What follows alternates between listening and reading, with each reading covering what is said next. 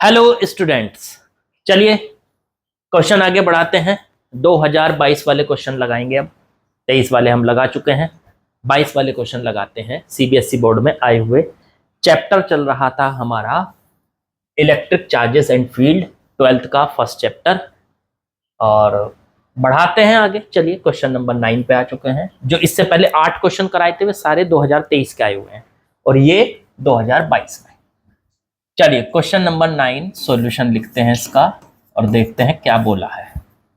इसमें कहा two parallel large thin metal sheet, दो पैरेलल मेटल की शीट है इस तरह की। ये एक मेटल की शीट हो गई, दूसरी मेटल की शीट हो गई, दोनों आपस में पैरेलल हैं और इनके पास इक्वल सरफेस डेंसिटी। अब मेटल की जो शीट होती है उन पे चार्ज डेंसिटी जो होती है उनको बोलते हैं सिग्मा। तो पहली वाली के ऊपर इक्वल सरफेस डेंसिटी है बट अपोजिट साइन की है, तो एक पे प्लस सिग्मा और दूसरे पे माइनस सिग्मा चार्ज है। तो पहली जो शीट है उसके ऊपर प्लस सिग्मा चार्ज है और दूसरी जो शीट है उसके ऊपर माइनस सिग्मा चार्ज है। सिग्मा की वैल्यू दे रखी है आपको 26.4 इंटू 10⁻⁻12 कूलाम पर मीटर स्क्वायर। आपको ये तो पता ही है कि सिग्मा का मीनिंग क्या होता है। सिग्मा का मीनिंग क्या होता है पता है आप सबको? हाँ, सिग्मा का मीनिंग होता है चार्ज बटे एरिया। मतलब जब कोई बड़ी चीज होती है, बड़ी सरफेस होती है, तो उस पर सारा चार्ज नहीं बता सकते। क्यों? क्योंकि वो इनफाइनाइट साइज की है। उस पर चार्ज अगर देखोगे तो इनफाइनाइट चार्ज आ जाएगा। अब वो तो हम नहीं बता सकते, तो हम क्या करते हैं कि उसके बजाय हम 1 मीटर स्क्वायर, उसका एक 1 मीटर स्क्वायर अगर उसमें से कट कर लिया जाए एरिया, तो सिर्फ उसमें जितना चार्ज है उसे कहते हैं चार्ज डेंसिटी। और ये सरफेस चार्ज डेंसिटी कहलाती है और इसको आप सिग्मा कहते हैं। सिग्मा की वैल्यू आप कैसे निकालते हैं? चार्ज बटे में एरिया से निकालते हैं। या ये कह लीजिए कि सिग्मा की वैल्यू आपको मिल गई तो समझो चार्ज बटे एरिया की वैल्यू मिल गई। तो यही दिखा है, देखो आप इसकी यूनिट से भी देख सकते हो। यूनिट में लिखा है कूलाम बटे मीटर स्क्वायर, चार्ज बटे एरिया। तो चार्ज बटे एरिया ये सिग्मा की वैल्यू यहां पे हो गई। ये दी हुई है दोनों, दो सरफेस है हमारे पास। एक सरफेस पे प्लस चार्ज है, दूसरी सरफेस पे माइनस चार्ज है और दोनों सरफेस पे बराबर चार्ज है, लेकिन एक पे प्लस एक पे माइनस, सिग्मा दिया। अब ये पूछा है कि ये बताइए, आगे पढ़ते हैं इसको। The electric field between these sheets, इन दोनों शीट्स के बीच में कहीं इलेक्ट्रिक फील्ड कितना होगा। पहला पॉइंट तो ये है कि यहां पे कंसेप्ट क्या लगने जा रहा है। तो कंसेप्ट यहां पे लगता है गॉस थ्योरम का यूज करके हम एक डेरिवेशन करते हैं। हम निकालते हैं कि मान लीजिए हमारे पास कोई शीट दे रखी है, तो उस शीट पे मान लीजिए चार्ज है प्लस, पूरी पे यूनिफॉर्मली चार्ज फैला हुआ है। यूनिफॉर्मली का मतलब होता है एकदम एक जैसा चार्ज फैला हुआ है पूरी शीट पे। तो उस शीट के आसपास में कितना फील्ड होगा। तो आपको पहला पॉइंट तो ये याद रखना है कि कोई भी अगर शीट दे रखी है, पतली शीट दे रखी है, तो उसके दोनों तरफ फील्ड होता है, इधर भी इधर भी।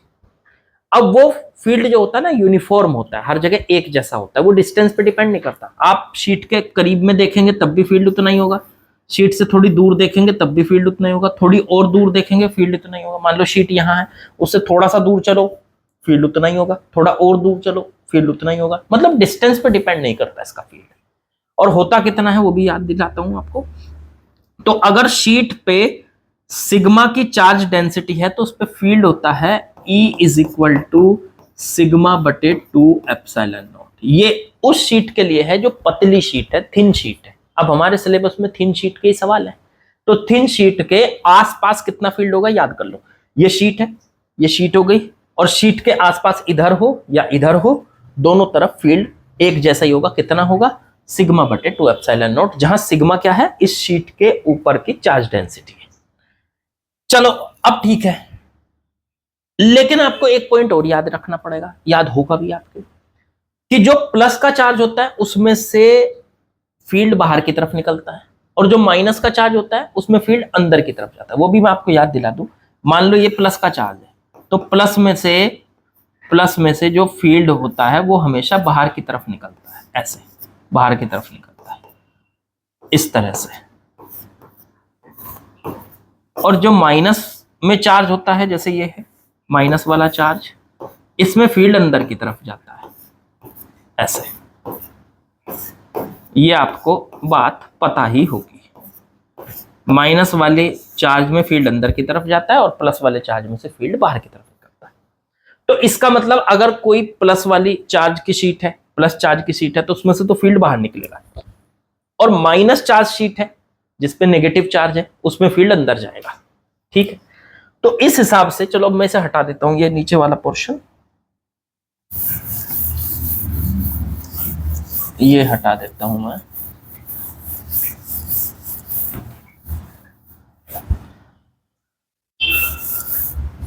अब ये यहां से करते हैं कि दो शीट हमको दे रखे थे, इतना भी हमें पता चल गया कि दोनों शीट पे कितना चार्ज है, एक पे प्लस है एक पे माइनस है।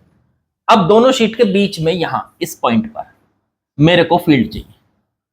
अब इन शीट को मैं ना ऐसे बना लेता हूं, जैसे ये एक शीट हो गई, ये एक शीट हो गई, इस वाली शीट पे प्लस का चार्ज है, तो देखो इस प्लस वाली चार्ज की जो शीट है इस पे सिग्मा चार्ज डेंसिटी है, तो इसमें से मान लो यहां कहीं बीच में फील्ड निकालना है, तो प्लस वाली जो चार्ज होता है उसमें से फील्ड बाहर निकलता है, तो ऐसे इधर निकल रहा होगा, ऐसे इधर जा रहा होगा, देखो दोनों तरफ, ऐसे इधर भी जा रहा होगा ये फील्ड और इधर भी जा रहा होगा, लेकिन हमें तो इस पॉइंट पे चाहिए, तो इस पॉइंट पे चाहिए तो फील्ड ऐसे जा रहा है, तो ऐसे जा रहा है, तो कितना जा रहा है ये फील्ड, मान लो ये फील्ड है E1, इस वाली पहली वाली शीट की वजह से, ये वाली जो शीट है इसकी वजह से E1 है, कितना है ये, तो सिग्मा बटे 2 एप्सिलॉन। डायरेक्शन क्लियर है, वैल्यू क्लियर है आपको।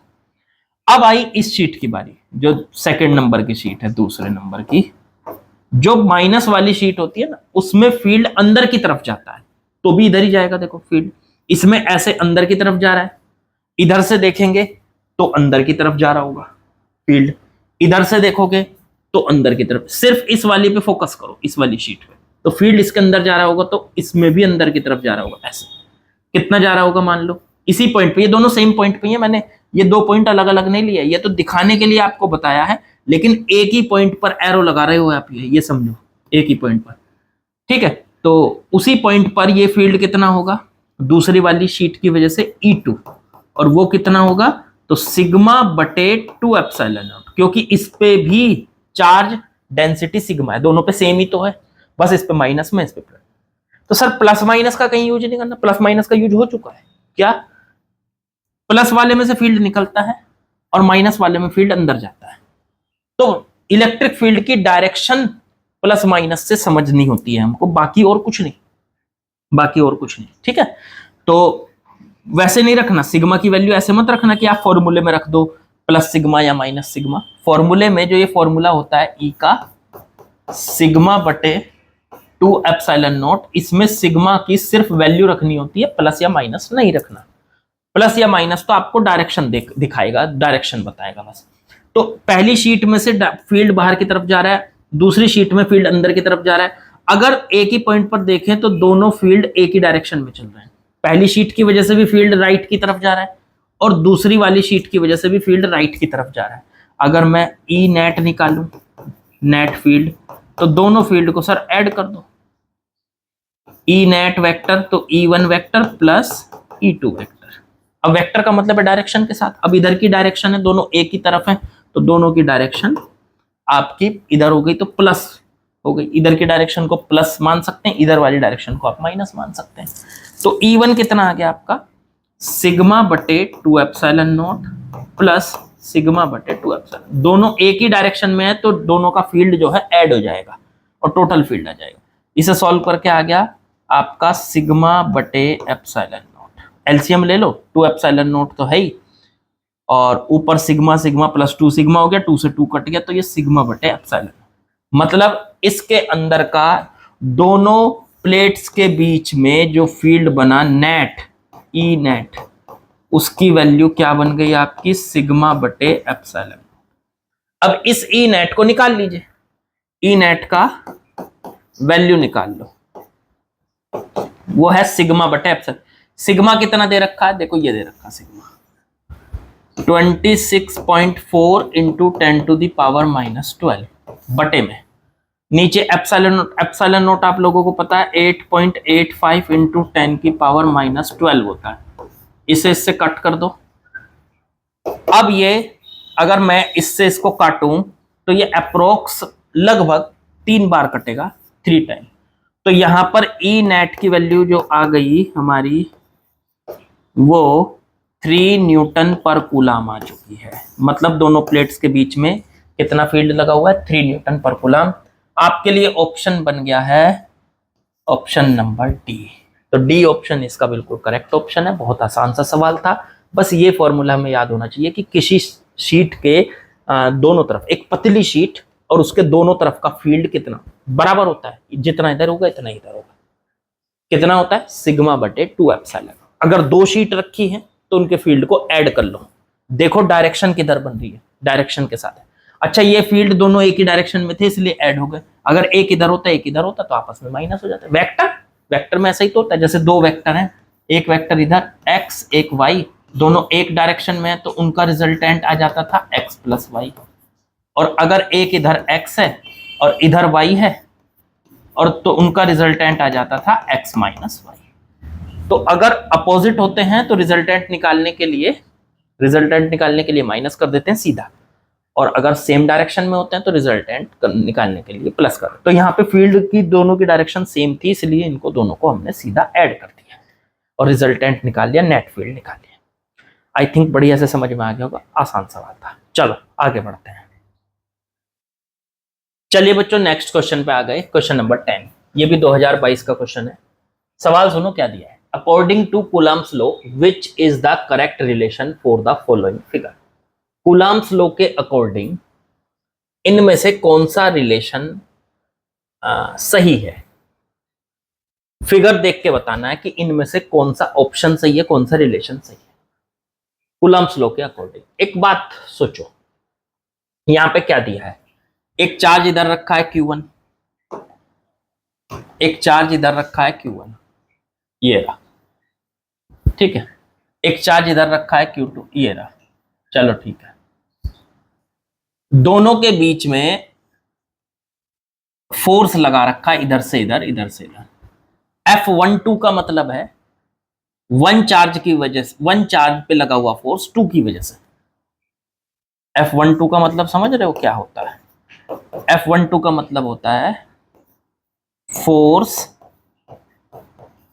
On Q1 charge 1 due to Q2 charge 2। और F21 का मतलब क्या है, जो इस पे लगा हुआ है। 21 का मतलब है Q2 पे लगने वाला चार्ज, और किसकी वजह से, 1 की वजह से। तो force on Q2 due to Q1। तो देखो Q1 पे Q2 की वजह से कितना फोर्स लग रहा है और Q2 पे Q1 की वजह से कितना फोर्स लग रहा है। तो ये फिगर में दिखा रखे हैं, एक है F12 और एक है F21। क्या आपको दिखाई दे रहा है कि दोनों फोर्स एक दूसरे की तरफ आ रहे हैं ऐसे, मतलब इनके बीच में क्या है, साफ साफ पता चल रहा है अट्रैक्शन है। इनके बीच में क्या है, अट्रैक्शन है। इनके बीच में अट्रैक्शन, क्योंकि दोनों फोर्स एक दूसरे की तरफ बने हुए हैं तो इसका मतलब दोनों के बीच में अट्रैक्शन है। अब अट्रैक्शन कब होता है, हमें पता है अट्रैक्शन तब होता है जब दोनों, एक प्लस होता है एक माइनस होता है। मतलब Q1 अगर प्लस है तो Q2 माइनस है, या Q1 अगर माइनस है तो Q2 प्लस है। इसके अलावा कोई पॉसिबिलिटी नहीं। दोनों प्लस नहीं हो सकते, अगर दोनों प्लस हो गए तो रिपल्शन होगा दोनों के बीच में, या दोनों माइनस नहीं हो सकते तो भी रिपल्शन होगा। एक प्लस होगा तो दूसरा माइनस होगा। अगर ये प्लस है, ये प्लस है, Q1 प्लस है तो Q2 माइनस होगा, या अगर Q1 माइनस है तो Q2 प्लस होगा। एक बात तो साफ है सर, Q1 अगर प्लस है और तो Q2 क्या होगा, माइनस। और अगर इनको मल्टीप्लाई कर दें Q1 और Q2 को, Q1 और Q2 को मल्टीप्लाई कर दें तो प्लस और माइनस के बीच की मल्टीप्लाई क्या आती है? माइनस। भाई अगर प्लस को माइनस के साथ मल्टीप्लाई करेंगे तो क्या आएगा? निगेटिव। तो Q1 इंटू Q2 क्या आएगा? ये माइनस आएगा, निगेटिव आएगा, क्योंकि Q1 मान लो प्लस है और Q2 मान लो माइनस है, तो प्लस और माइनस को मल्टीप्लाई करके क्या मिलता है? माइनस मिलता है। तो Q1 इंटू Q2 क्या मिलेगा हमको? माइनस मिलेगा। या फिर उल्टा भी तो हो सकता है सर, Q2 प्लस हो और Q1 माइनस हो। हाँ, है तो अपोजिट ही, इनको भी मल्टीप्लाई करके माइनस ही तो मिलेगा। इसका मतलब दोनों को मल्टीप्लाई करके माइनस ही मिलेगा। Q1 इंटू Q2 हमेशा माइनस आएगा। तो ऑप्शन इस हिसाब से अगर सोचें तो ऑप्शन बी इज करेक्ट, क्योंकि पहले में दिया है Q1 और Q2 को मल्टीप्लाई करके जीरो से बड़ा आएगा, जीरो से बड़ा मतलब पॉजिटिव, तो ये तो पॉसिबल नहीं है।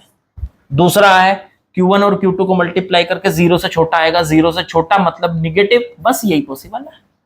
तो आसान सा सवाल था, बिल्कुल एकदम हो गया। ठीक है, तो दो चार्ज, दोनों के बीच में अट्रैक्शन, तो दोनों के बीच में अट्रैक्शन तो तभी हो सकता है जब एक प्लस हो एक माइनस हो, और उनको मल्टीप्लाई करेंगे तो प्लस और माइनस की मल्टीप्लाई माइनस आएगी, इसलिए Q1 और Q2 का जो प्रोडक्ट आएगा वो जीरो से छोटा आएगा, माइनस में आएगा। चलिए अगले सवाल पे आते हैं। चलिए बच्चों नेक्स्ट क्वेश्चन पे आते हैं। क्वेश्चन नंबर 10 आपके सामने लिखा हुआ है, 2022 का ही सवाल है। Three charges Q minus Q and Q naught, देखो एक फिगर दी हुई है, इसके अंदर है are placed as shown in figure, figure में दिखाई दे रखा है। देखो ये तो है माइनस Q, ये रहा Q नॉट और ये रहा Q, ये तीन चार्ज है। कलर थोड़ा चेंज करके दिखाऊं अगर अच्छे से ना दिख रहा हो तो। ये देखो, एक तो ये हो गया Q, ये हो गया Q नॉट और ये हो गया प्लस Q, ये था माइनस Q। तो तीन चार्ज है। The magnitude of net force on the charge Q not, Q not जो चार्ज है ये रहा, ये वाला, इस चार्ज पे नेट फोर्स निकालना है। K की वैल्यू ये लेनी है आपको 1/4πε0। चलो ये तो ले ही लेंगे, तो हमें पता ही है। तो एक सिंपल सा सवाल है, मैं इसको डायग्राम को अपने तरीके से बनाता हूं। मान लीजिए इस तरह का डायग्राम है,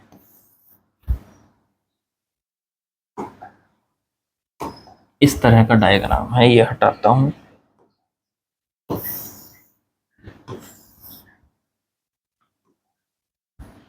ये तो ऐसे और ऐसे, ये तो y एक्सिस, ये x एक्सिस, ये चार्ज रखा है यहाँ पे Q नॉट, ठीक है। ये चार्ज रखा है यहाँ पे माइनस Q और ये चार्ज रखा है यहाँ पे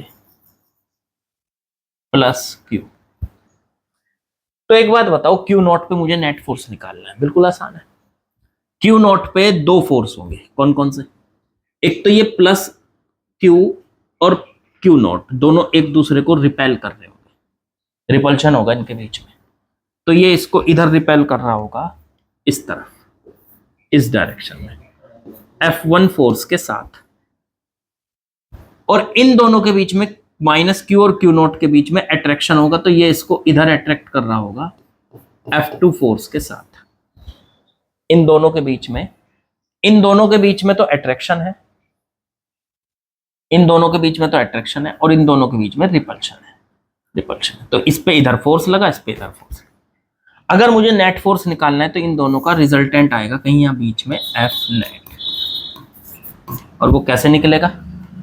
तो F नेट दो, अब आपको याद होगा कि अगर दो वेक्टर, एक इधर x और ये y, ये दो वेक्टर है, ये 90 डिग्री पर है, तो इनका रिजल्टेंट जो r आता है वो कितना आता है बच्चों? अंडर रूट में x² प्लस y²। ये वेक्टर में आपने फॉर्मूला पढ़ा है, दो वेक्टर जब भी 90 डिग्री पर होते हैं तो उनका रिजल्टेंट का फॉर्मूला ये आता था।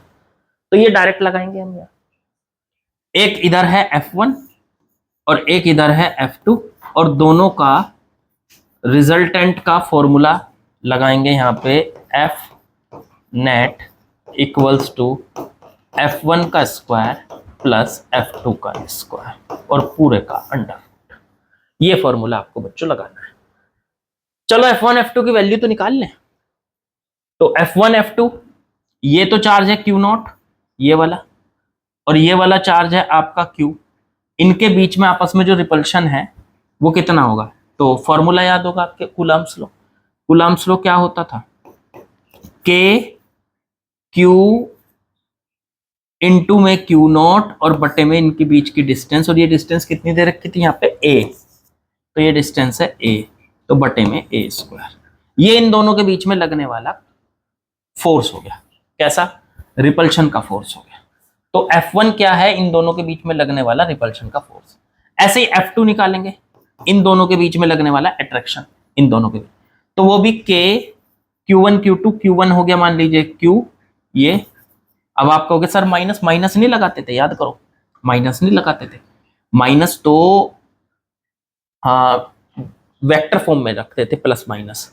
बिना वेक्टर फॉर्म के तो ऐसे ही रखते थे, प्लस माइनस के बिना सिर्फ वैल्यू रखते थे।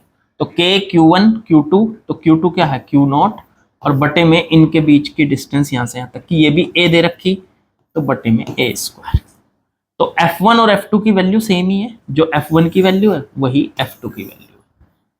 ठीक, तो आप F1 और F2 की वैल्यू को F कह दो, F1 को भी F कह दो और F2 को भी F कह दो, दोनों को F बोल सकते हैं। ठीक है, दोनों को F बोल सकते हैं। तो F1 F2 की वैल्यू तो सेम ही है, मैंने F मान ली दोनों की वैल्यू, बाद में रख दूंगा इनकी वैल्यू। यहां पे रखो इस फॉर्मूले में F नेट निकालने के लिए, तो अंडर रूट में F1 की जगह F स्क्वायर, F2 की जगह भी F square, F square sorry ये F2 लिख दिया मैंने, ये आएगा, दोनों F स्क्वायर हो गए। तो सॉल्व करके यहां पे आ गया 2F स्क्वायर का अंडर रूट। अब जब ये अंडर रूट में से बाहर आएगा बच्चों, तो ये कितना आ जाएगा? F under root 2। F square under root में से बाहर आके F हो जाएगा और 2 का रूट हो जाएगा। तो ये नेट फोर्स आ गया इस पे, इस चार्ज पे लगने वाला नेट फोर्स ये। अब ये जो नेट फोर्स है F नेट, ये कितना है? F root 2। F की वैल्यू कहां से रखें? ये ले लो चाहे ये ले लो, दोनों सेम ही थी, तो F की वैल्यू रख दो यहां से। तो F की वैल्यू है K Q into Q not बटे में A स्क्वायर, ये तो हो गई F की वैल्यू देखो यहां से, और इंटू में रूट 2, इंटू में रूट 2 की मल्टीप्लाई कर लो, यहां कर लो चाहे यहां कर लो, इधर कर लो चाहे इधर कर लो, एक ही बात है। तो ये पूरा फोर्स आ गया इस क्यू नॉट चार्ज पे लगने वाला नेट फोर्स, दोनों की वजह से। डायग्राम से हमने इस सवाल को किया, बड़ा आसान सा सवाल था, और इस टाइप के न्यूमेरिकल बच्चों पूछे जाते हैं। ठीक है, तो न्यूमेरिकल वाला पोर्शन कुछ नहीं छोड़ना है, सारे करने हैं।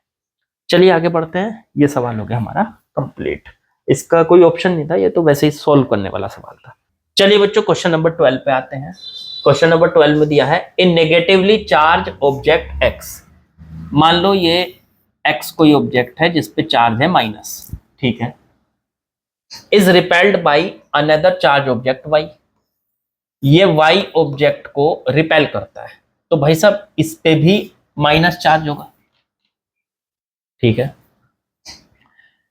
तो इस पे माइनस के अलावा और कोई चार्ज हो ही नहीं सकता। माइनस, अगर x माइनस है तो y माइनस होगा, तभी ये एक दूसरे को रिपेल करेंगे। तो ये रिपेल करेगा F फोर्स से, ये रिपेल करेगा इसको F फोर्स से। ये कंफर्म है कि y पे माइनस चार्ज है। चलो ठीक है, फिर आगे बढ़ो। However, an object Z is attracted to y। जबकि Z कोई ऑब्जेक्ट है जो y को अट्रैक्ट कर रहा है, तो अट्रैक्शन है इनके बीच में, और वाई पे कैसा चार्ज है? माइनस, तो जेड पे कैसा हो सकता है? एक तो प्लस हो सकता है, इसके अलावा अब आप सोचोगे सर और क्या, माइनस तो हो नहीं सकता, माइनस माइनस में तो रिपल्शन होता है। वाई पे माइनस है, ये कंफर्म है, क्योंकि एक्स पे माइनस था तो वाई पे भी माइनस होगा, तभी उनके बीच में रिपल्शन होगा। अब वाई पे अगर माइनस है तो जेड पे क्या होगा? तो जेड पे प्लस ही होगा सर, इसके अलावा कुछ और पॉसिबल है? हाँ पॉसिबल है। माइनस तो पॉसिबल है नहीं, माइनस माइनस के बीच में तो रिपल्शन हो जाएगा, लेकिन माइनस हो सकता है, प्लस हो सकता है, और एक चीज और याद रखना, ये न्यूट्रल भी हो सकता है। अब ये चीज आपको मैं समझाना चाहता हूं कि ये न्यूट्रल कैसे हो सकता है। एक चीज याद रखना, देखो अगर कोई बॉडी चार्ज है प्लस चार्ज, और वो दूसरी बॉडी को अट्रैक्ट कर रही है, अट्रैक्ट कर रही है, तो या तो वो बॉडी माइनस चार्ज होगी या फिर वो बॉडी न्यूट्रल भी हो सकती है। क्यों? क्योंकि एक फिनोमिना होता है जिसका नाम होता है इंडक्शन। इंडक्शन से क्या होता है कि प्लस चार्ज वाली बॉडी न्यूट्रल बॉडी को, मान लो ये बॉडी न्यूट्रल है, इसको यहां से हटाता हूं, ये बॉडी न्यूट्रल है, मान लो ये बॉडी न्यूट्रल बना दी हमने, इस पे कोई चार्ज नहीं, तो प्लस और न्यूट्रल बॉडी के बीच में अट्रैक्शन होता है, उसकी वजह से यहां इंडक्शन की वजह से सरफेस पे, पास वाली सरफेस पे माइनस चार्ज इकट्ठा हो जाता है, क्योंकि प्लस और माइनस के बीच में क्या अट्रैक्शन है। तो इसकी वजह से ये जो बॉडी है जो न्यूट्रल है, जिसपे जीरो चार्ज है, उसके एक तरफ माइनस चार्ज इकट्ठा हो जाएगा और एक तरफ दूर वाली सरफेस पे प्लस चार्ज इकट्ठा हो जाएगा। इस प्रोसेस को कहते हैं इंडक्शन। अब जो पास वाली सरफेस है इनके बीच में गैप कम है, और देखो दूर वाली जो सरफेस है इनके बीच में गैप ज्यादा है, तो इसका मतलब पास वाली सरफेस में अट्रैक्शन आएगा प्लस और माइनस में, तो दूर वाली सरफेस में रिपल्शन बनेगा, लेकिन वो सरफेस दूर है, इसकी वजह से रिपल्सिव फोर्स कम होगा और अट्रैक्टिव फोर्स ज्यादा होगा। इसका मतलब ये बॉडी अट्रैक्टिव फोर्स मान लो 20 न्यूटन है और रिपल्सिव फोर्स मान लो 12 न्यूटन है, तो इधर 12 न्यूटन इधर 20 न्यूटन, तो बॉडी तो इधर खिंची हुई चली जाएगी 8 न्यूटन से, दोनों के बीच में गैप। तो इधर उनके, ये एग्जांपल दिया मैंने बस आपको कि जो पास वाली सरफेस है, इस प्लस चार्ज के पास वाली सरफेस है उनमें तो अट्रैक्शन होगा, और जो दूर वाली सरफेस है उनमें रिपल्शन होगा, लेकिन ये सरफेस पास है इस वजह से अट्रैक्शन ज्यादा है, क्योंकि आपको पता है ना कि अट्रैक्शन या रिपल्शन कूलम्ब्स लॉ के अकॉर्डिंग डिस्टेंस के इनवर्सली प्रोपोर्शनल होता है। डिस्टेंस जितनी बढ़ेगी अट्रैक्शन या रिपल्शन उतना घटेगा, डिस्टेंस बढ़ेगी तो रिपल्शन या अट्रैक्शन घटेगा। तो देखो डिस्टेंस बढ़ गई तो इनके बीच का जो रिपल्शन है वो घट गया, और डिस्टेंस घट गई, पास वाली सरफेस आ गई तो इनके बीच का अट्रैक्शन बढ़ गया, तो ये दोनों एक दूसरे को अट्रैक्ट करेंगे। तो इसका मतलब ये है कि कोई प्लस वाली बॉडी किसी न्यूट्रल बॉडी को भी अट्रैक्ट कर सकती है, अट्रैक्ट करती है, कौन से रीजन की वजह से? इंडक्शन की वजह से। किस वजह से? इंडक्शन की वजह से। ये फिनोमेना याद रखना। तो इस हिसाब से आंसर क्या बन सकता है हमारा? y अगर माइनस है तो z प्लस हो सकता है और न्यूट्रल हो सकता है। y अगर माइनस है, ये तो कंफर्म है कि y माइनस है, तो न्यूट्रल होगा या पॉजिटिव चार्ज होगा। ऑप्शन चेक कर लो, z क्या क्या हो सकता है? न्यूट्रल हो सकता है या पॉजिटिव चार्ज हो सकता है, तो ऑप्शन नंबर सी।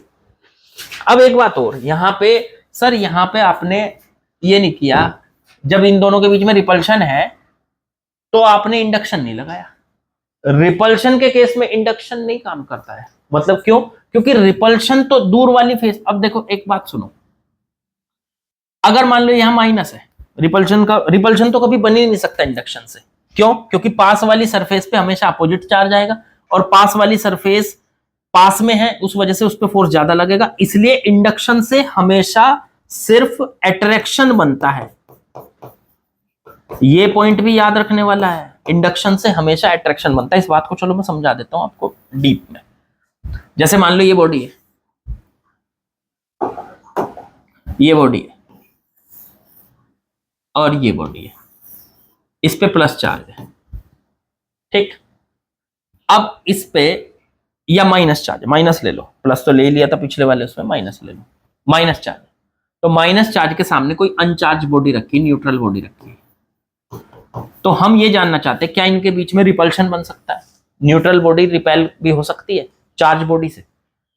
तो कभी नहीं, मैं कह रहा हूं कभी नहीं। इसको देख लो कैसे, माइनस चार्ज के सामने यहां प्लस चार्ज इकट्ठा हो जाएगा पास वाली सरफेस पे, माइनस चार्ज के सामने प्लस, और दूर वाली फेस पे माइनस चार्ज इकट्ठा हो जाएगा। जो पास वाली फेस है वो देखो काफी पास है, तो माइनस और प्लस के बीच में होगा अट्रैक्शन इस तरफ, और जो दूर वाली फेस है वो यहां से काफी दूर है, तो इन दोनों के बीच में होगा इधर माइनस और माइनस के बीच में रिपल्शन। ये है रिपल्शन और ये है अट्रैक्शन। कौन ज्यादा है? मैंने बताया फोर्स वो ज्यादा होता है जिनके बीच में गैप कम होता है। तो गैप कम है तो अट्रैक्शन बड़ा है, रिपल्शन छोटा है। तो अट्रैक्शन बड़ा है, ये फोर्स ज्यादा है, मान लो ये फोर्स है मान लो 10 और रिपल्शन का फोर्स है केवल 4। इधर 4 न्यूटन, इधर 10 न्यूटन, तो बॉडी किधर जाएगी? इधर जाएगी, क्योंकि उस पर इधर नेट फोर्स लगेगा 10 - 4 मतलब 6 न्यूटन का फोर्स लगेगा, तो बॉडी इधर। तो आप कोई से भी केस को उठा लो, जब भी इंडक्शन होगा तो इंडक्शन से अट्रैक्शन पैदा होता है, कभी रिपल्शन पैदा नहीं होता। ये तो एक ऐसा टेस्ट भी हो गया ना, अगर दो बॉडी के बीच में रिपल्शन है तो वो कभी भी इंडक्शन से हो ही नहीं सकता। उनके बीच में वे दोनों बॉडी चार्ज हैं, इसका मतलब इंडक्शन से कभी नहीं हो सकता, ये पॉसिबल। इंडक्शन से हमेशा अट्रैक्शन पैदा होता है। लेकिन अगर दो बॉडी के बीच में अब यहां से एक स्टेटमेंट पकड़ लो, अगर दो बॉडी के बीच में अट्रैक्शन है तो वो तो बॉडी चार्ज भी हो सकती है, अनचार्ज भी हो सकती है, मतलब न्यूट्रल भी हो सकती है। तो अट्रैक्शन से ये पता नहीं लग सकता कि बॉडी चार्ज है या न्यूट्रल है, लेकिन रिपल्शन से ये कंफर्म हो जाता है। रिपल्शन तभी होता है जब बॉडी चार्ज हो गया, क्योंकि इंडक्शन से कभी भी रिपल्शन नहीं आता। तो रिपल्शन तो इनके बीच में हो नहीं रहा है, किसी भी केस में नहीं हो रहा है। नीचे वाले उसमें भी देख लो, तो इस हिसाब से हमारा जो आंसर बनेगा, इस हिसाब से जो आंसर बनेगा, तो पहले केस में इसीलिए मैंने इंडक्शन लिया ही नहीं था। एक बॉडी x माइनस चार्ज थी तो y, और उनके बीच में रिपल्शन था, दिया था कि रिपल्शन है, तो एक बॉडी माइनस चार्ज है तो दूसरी कंफर्म माइनस चार्ज होगी, वो उनके बीच में इंडक्शन से रिपल्शन आ ही नहीं सकता। मैंने ये बात, मतलब ये बात रट लो कि रिपल्शन जो होता है ना, कभी भी